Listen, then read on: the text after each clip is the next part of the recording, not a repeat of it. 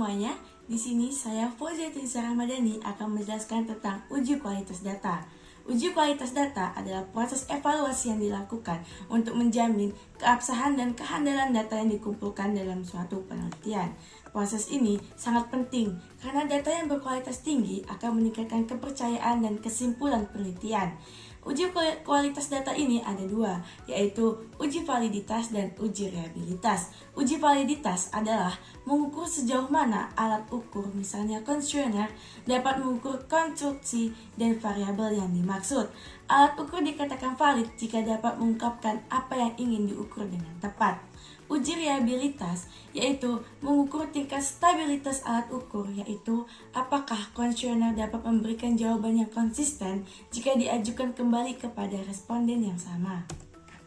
Nah, di sini kami memiliki soal yang X1-nya yaitu akses layanan, X2-nya kualitas pelayanan, X3-nya kepuasan konsumen, dan Y-nya loyalitas konsumen.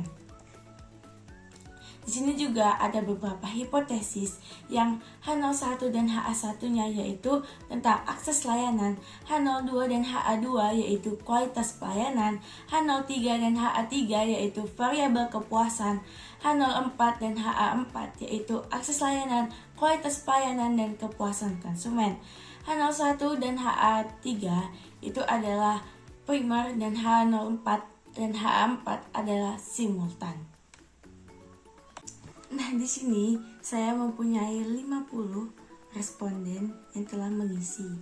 Nah, gimana caranya untuk membuat uji kualitas data ini ke SPSS? Pertama, kita copy dulu.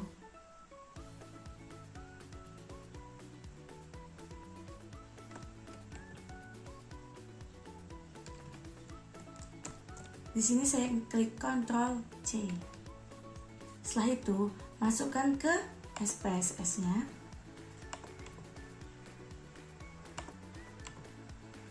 Kita paste.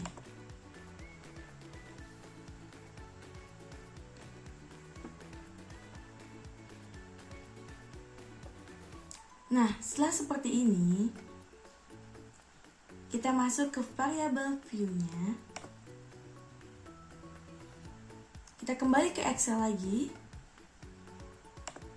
Untuk nama-namanya kita copy, Ctrl C. Setelah itu kita buat ke bawah, terus kita copy. Setelah itu kita masukkan ke SPSS-nya kembali.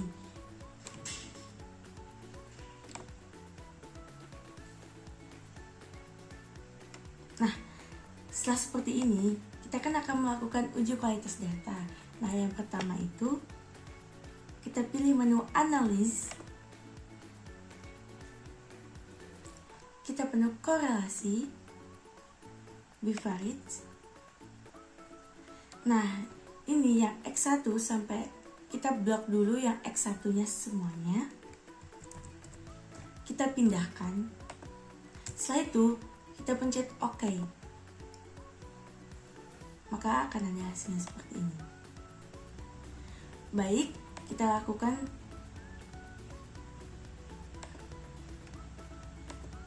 setelah itu kita kembalikan dulu yang X1-nya, kita ambil yang X2-nya, kita pindahkan. Nah, maka hasilnya seperti ini. Kita lakukan X3 dan 4-nya sama seperti ini, dan juga Y-nya. Kita kembalikan dulu.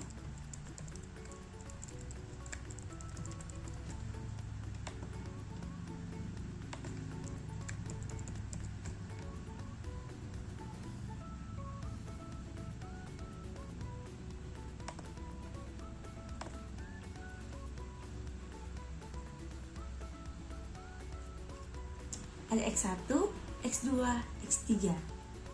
Nah, selanjutnya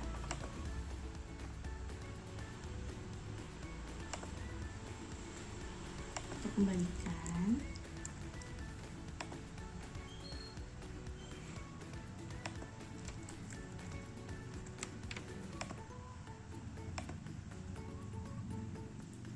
Setelah didapatkan hasilnya seperti ini,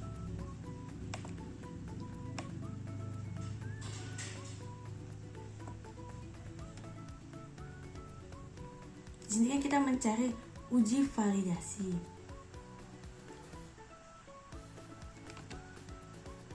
Nah, untuk yang bagian atas ini itu adalah R hitung. Untuk yang bawahnya itu adalah signifikan, dan yang N ini adalah hasil dari A-nya.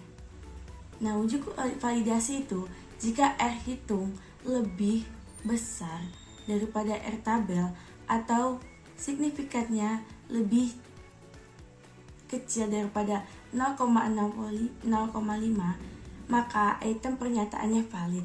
Nah, jika R hitungnya lebih kecil daripada R tabel atau signifikannya itu lebih besar daripada 0,05, maka item pernyataannya tidak valid. Di sini dah saya masukkan semua angka-angka yang ada di sini. Di sini ada R tabel.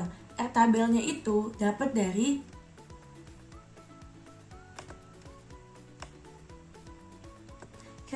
sini. Di sini N dikurang 2 berarti 50 dikurang 2. Di sini saya menggunakan signifikansi untuk uji dua arah. Maka 50 kurang 2 adalah 48. Di sini kita lihat 48. Dan atasnya 0,65. Maka kita pilih yang 0,2787. Kita masukkanlah R tabelnya itu 0,2787. Hasil uji validitas atau interpretasinya menunjukkan bahwa semua item pernyataan mempunyai nilai R hitung lebih besar daripada tabel atau signifikannya lebih kecil daripada 0,05, sehingga dapat disimpulkan bahwa semua pernyataan ini sudah valid. Nah, selanjutnya yang akan kita lakukan yaitu membuat uji reliabilitas. Bagaimana caranya? Kita kembali ke SPSS. Kita pilih analis. Terus kita pilih scale dan reliability analysis. Sama seperti yang tadi, namun bagian yang X1, X2, X3, dan Y itu tidak kita masukkan. Atau totalnya kita tidak masukkan. Oke. Nah, maka didapatkan cronbach alpanya itu 0,694. Begitu untuk seterusnya.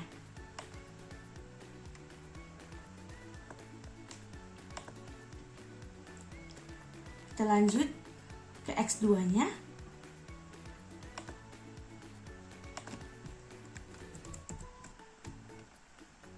Ini sebelumnya kita kembalikan dulu. Nah, kita pilih yang X2-nya. Oke. Nah, X2-nya itu dapat cronbach alpanya 0,715.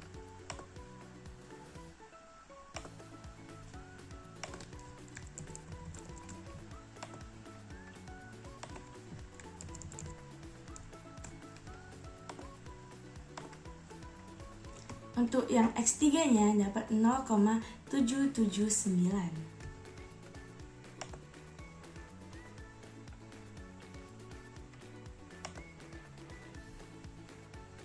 Kita kembalikan. Dan sekarang kita masukin yang Y-nya. Oke. Nah, untuk Y-nya, cronbach alpanya 0,873. Nah, di sini kan titik di depan ini kan. Nah, itu tuh menandakan ada 0 di depannya. Begitu, teman-teman.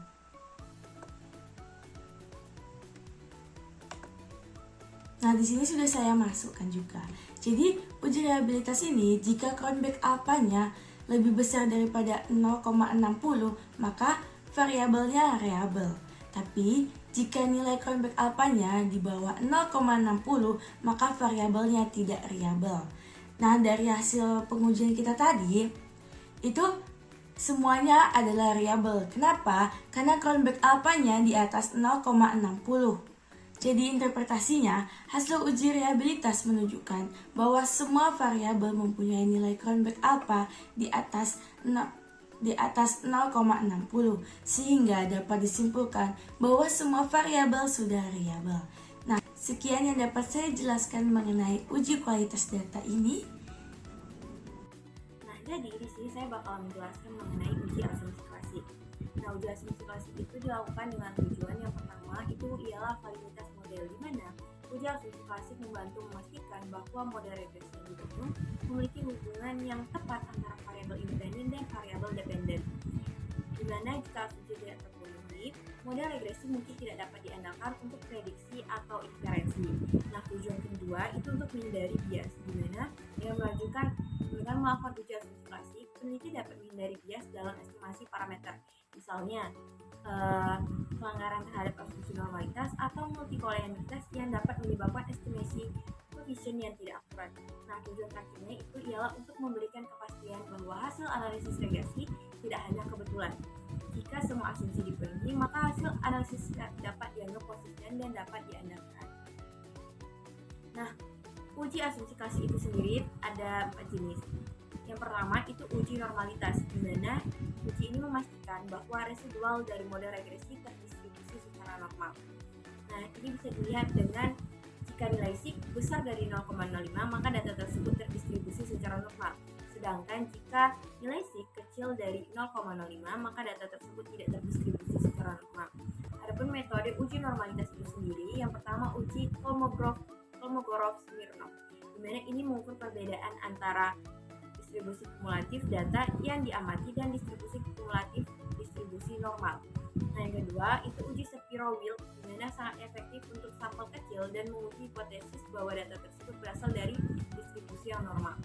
Nah, yang ketiga itu uji Anderson-Darling, di mana ini memperhatikan bagian ekor distribusi, dan uji ini tuh lebih baik dibandingkan dengan uji Kolmogorov-Smirnov.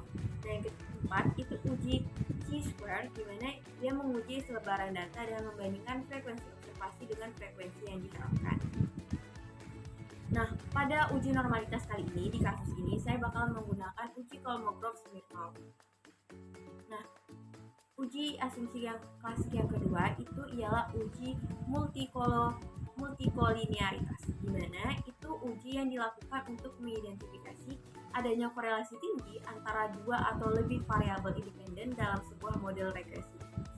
Fenomena ini dapat menyebabkan kesulitan dalam estimasi dan interpretasi coefficient model, sehingga perlu diidentifikasi dan diatasi agar analisis itu hasilnya dapat diandalkan. Tujuannya ialah untuk memastikan bahwasannya variabel independen tidak saling berkorelasi dengan intensitas yang tinggi. Nah, hal ini bisa dilihat dengan jika nilai toleransi lebih besar dari 0,10 atau nilai FIF lebih kecil dari 10, maka itu berarti lolos uji multikolinearitas. Sedangkan jika nilai SIG kecil dari 0,10 atau nilai FIF-nya besar dari 10, maka itu dinyatakan tidak lolos uji multikolinearitas. Nah, adapun tutorial dari dua uji tersebut yaitu sebagai berikut. Nah, baik, disini saya sudah memiliki data yang sudah saya impor langsung dari Excel, di mana data ini dari 15 responden dan sama dengan data yang sebelumnya. Jadi langsung saja tutorial untuk menguji uji normalitas di sini, kita bisa langsung mengklik analis, lalu kita pilih regression, kita pilih linear. Nah, di sini ada dependent dan independent. Independen sendiri kita bisa masukkan dengan masukkan nilai x1 sampai dengan x3.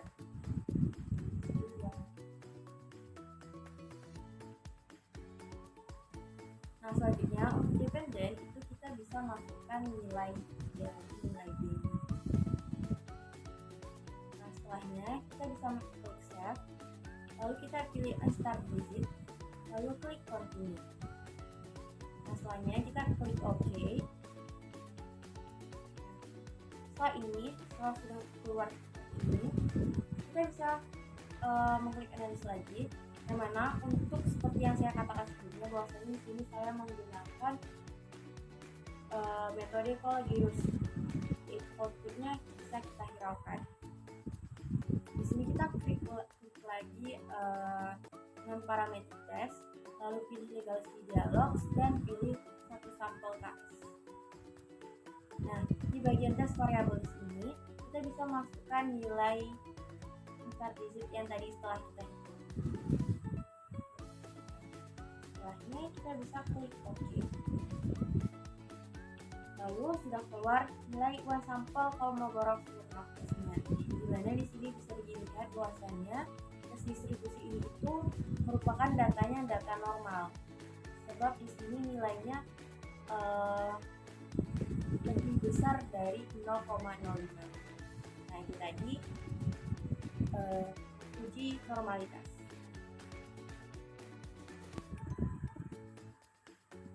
Nah, selanjutnya itu ialah langkah untuk menguji multikoliniaritas, dimana itu bisa kita lakukan dengan pertama kita bisa mengklik analis, lalu kita pilih regression, pilih linear.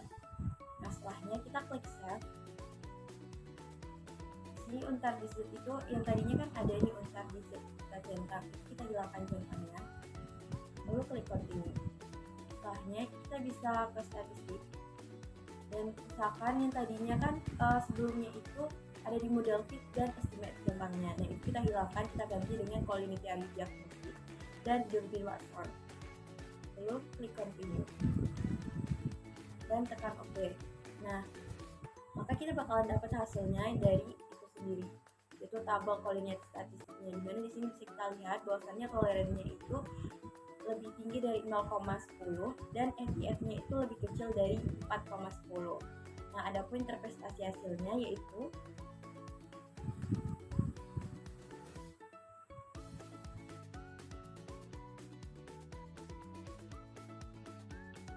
adapun jenis uji asimilasi yang ketiga yaitu uji autokorelasi.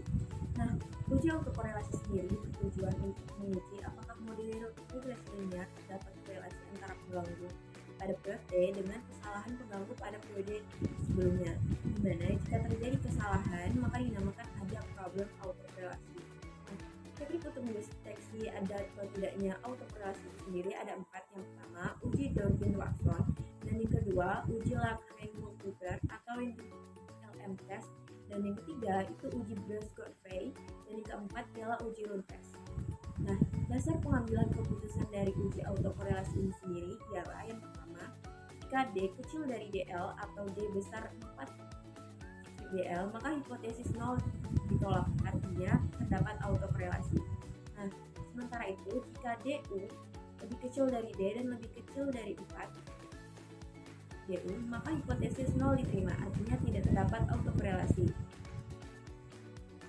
Nah, yang ketiga, jika DL lebih kecil dari DU atau D besar dari 4 strip DU lebih kecil dari 4 strip DL, artinya tidak ada kesimpulan.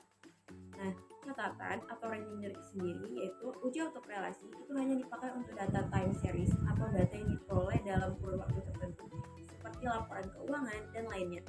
Sementara data cross-section atau data yang diperoleh bersamaan atau sekaligus seperti melalui penyebaran kuesioner itu maka datanya tidak perlukan uji autokorelasi, di mana salah satu contoh data yang tidak diperlukan autokorelasi sendiri ada pada kasus ini, karena kasus ini dilakukan melalui penyebaran kuesioner sebanyak 5 orang dan bukan merupakan data diperoleh atau data laporan keuangan. Namun adapun contoh dari data penggunaan uji autokorelasi itu sendiri sebagai berikut.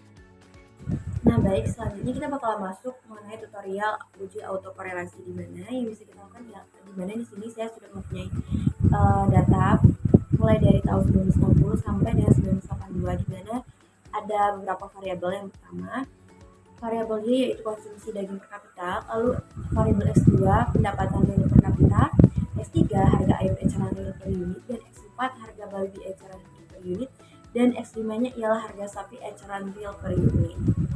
Nah, setelah kita punya data ini, kita bisa memblok data yang kita punya,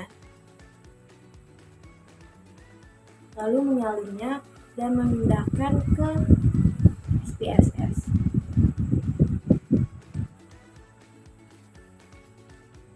Nah, setelahnya kita kembali mengimpor untuk memindahkan variabel yang kita punya seperti sama, yaitu kita menyalinnya terlebih dahulu, lalu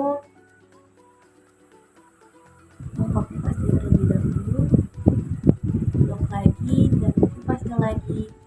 lanjutkan ke SPSS di variabel Q dan di variannya.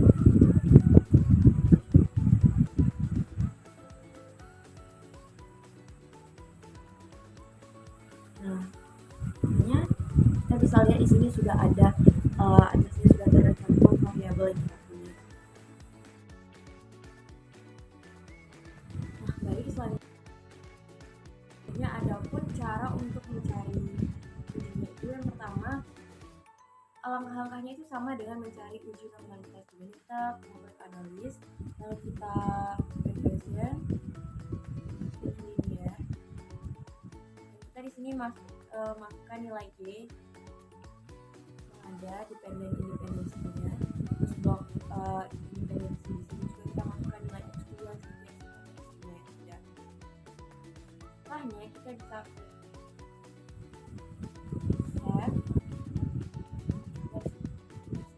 save dan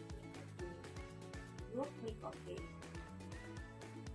Nah, yang membedakannya adalah di bagian ini, itu analis. Kita masukin terus pilih deskriptif. Nah, di sini kita masukin nilai implicit, lalu dan pilih option. Dimana kalau nanti itu dia bakalan cuma ada begini. Nah, berhubung distribution ini sebelumnya tidak ada akumulasi garis finishnya di centang, maka kita lakukan adalah di centang dua hal ini. Kita klik continue dan klik OK.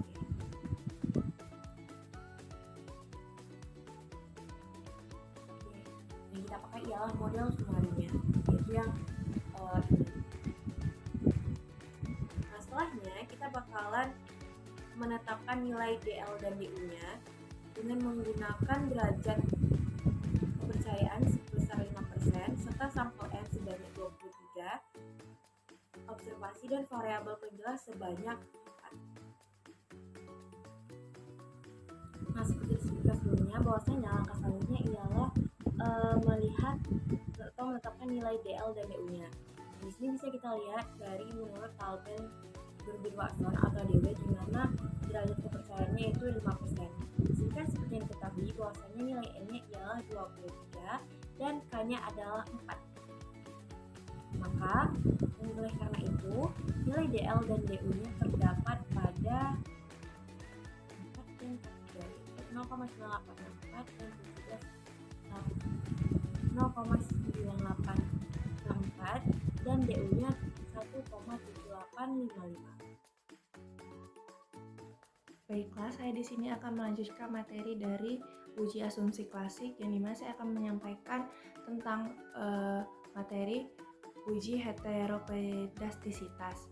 Nah, uji heterokedastisitas ini memiliki tujuan untuk menguji apakah dalam model regresi terdapat ketidaksamaan varians dari residual satu pengamatan ke pengamatan yang lain. Nah, model regresi yang baik adalah jika tidak terdapat gejala heterokedastisitas pada hasil analisis regresi yang dilakukan.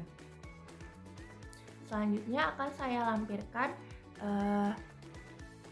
tutorial cara menggunakan uji heterokedastisitas menggunakan uji Glatzer. Baiklah, di sini saya akan memberikan tampilan cara menggunakan uji heterokedastisitas menggunakan uji Leger. Nah, di sini bisa dilihat di SPSS ini, kalau kita mau uji heterokedastisitas sudah ada nilai residualnya. Nah, ini nilai residual. Nah, kebetulan data ini diambil dari data sebelumnya. Nah, baiklah, langsung saja kita klik transform, lalu compute variable. Nah, di target variable ini kita ketik abs underscore res. Setelah itu, baru di numeric experience kita ketikkan lagi abs buka kurung. Nah, setelah itu masukin unstandarized ini ke sini. Setelah itu tutup kurung, baru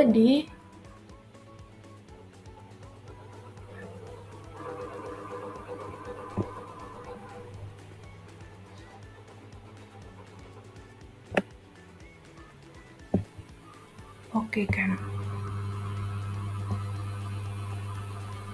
Setelah itu kita masuk ke analisis, regression, mention linear. Nah, setelah itu variabel Y diganti dengan ABS underscore S tadi. Masukkan ke dependent. Setelah itu pergi ke statistik, checklist bagian mode, estimasi, lalu oke, continue dan oke.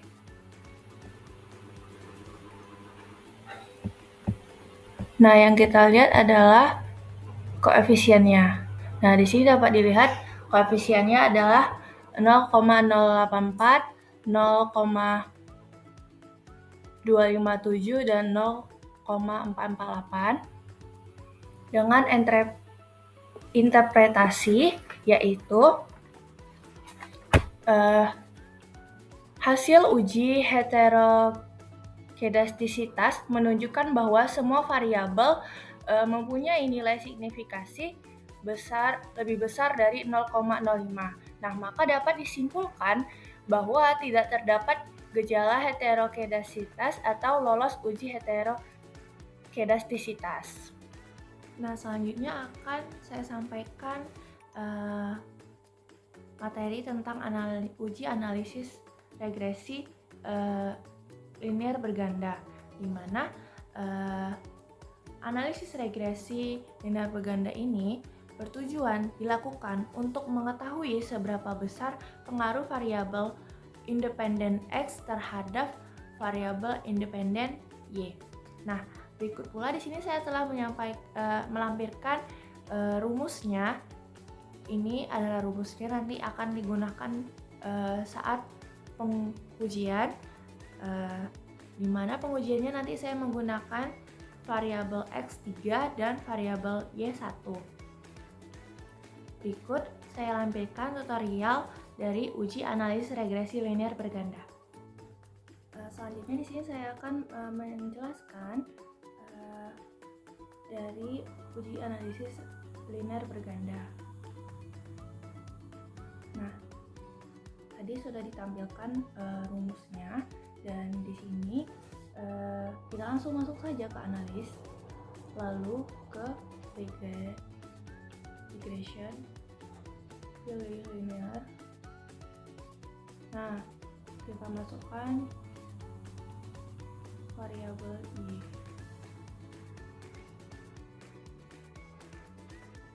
Lalu kan kita pergi ke koefisien. Nah, di sini dapat dilihat nilai betanya.